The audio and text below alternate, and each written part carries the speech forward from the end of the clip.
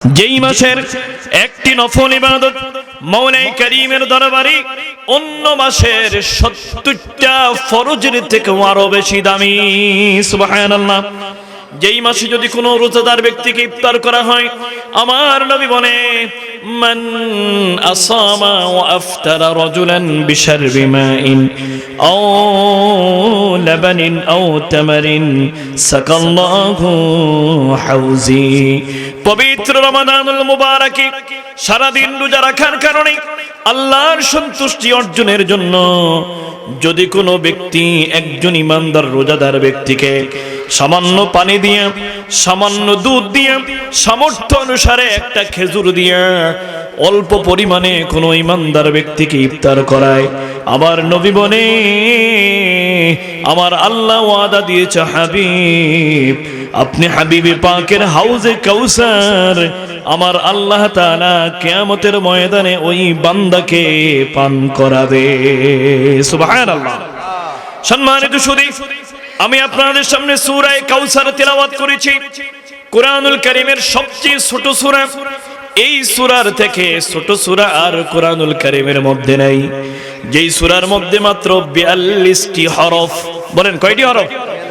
আল্লাহ তাআলা বলেন বিসমিল্লাহির রহমানির রহিম, বলে ইন্না আ'তাইনাকাল কাউসার ফাসাল্লি লিরাব্বিকা ওয়ানহার ইন্না শানিয়াকা হুয়াল আবতার। বলি সুবহানাল্লাহ।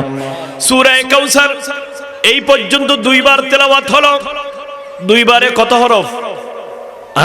৪০ কত ৮০, ৮৪টি বার, ৮৪টি হরফ।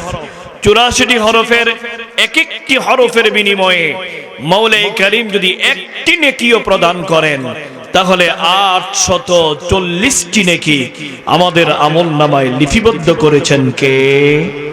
আরো যারা বলো না কে? সূরা কাউসার মদিনায় অবতীর্ণ হলো। বলেন অবতীর্ণ হয়েছে কোথায়? মদিনায়।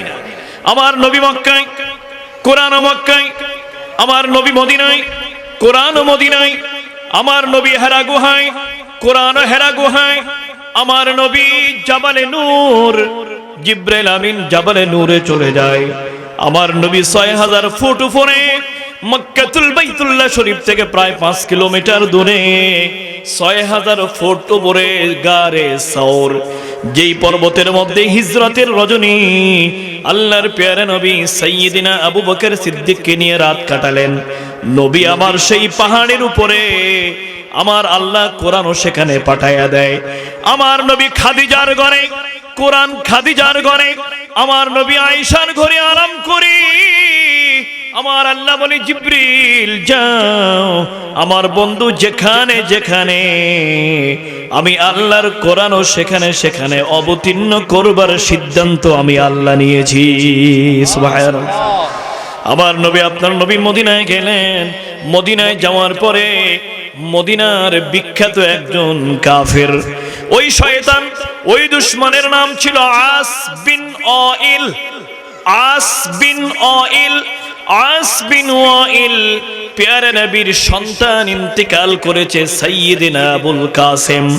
ইন্তেকাল করার পরে আল্লাহর প্রিয় নবীকে কথা বলে কষ্ট দিচ্ছে, গালি দিচ্ছে। আপনারা মুহাম্মদ, ও জগতের মানুষেরা, মদিনার মানুষেরা শোনো, মুহাম্মদের শান শওকাত বেশি দিন টিকবে না।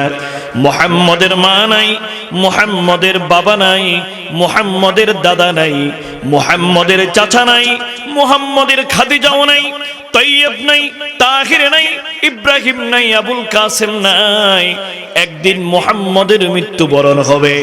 আফতার বলেছে, নির্বংশ বলেছে। আমার আল্লাহর দরবারে নবীকে এই শব্দটা ব্যবহার করা পছন্দ হয় নাই। নবীর শানে শব্দ প্রয়োগ করা আমার শানে, হুজুরের শানে, মাওলানা সুলতানের শানে, মাওলানা আবু সুফিয়ানের শানে, আবু বকরের শানে যেই শব্দ ব্যবহার করা যায়, আমার নবীর শানে এই শব্দ ব্যবহার করা যায় না। আমার নবীকে বলেছে আফতার। বলেন কি বলেছে? আফতার। ইন্না শানিয়াকা হুয়াল আবতার। মক্কার কাফেররা, মদিনার মুশরিকরা, মুনাফিকরা, কাফেররা আল্লাহর প্রিয় নবীকে বলেছে আফতার। বলেন কি বলেছে? আফতার বলেছে, অর্থাৎ নির্বংশ। আফতার অর্থ কি? একটু তাফসীরুল কোরআন মাহফিল, একটু তাফসীর সামান্য শিখি, আমি অত বড় কিছু জানি না, সামান্য একটু।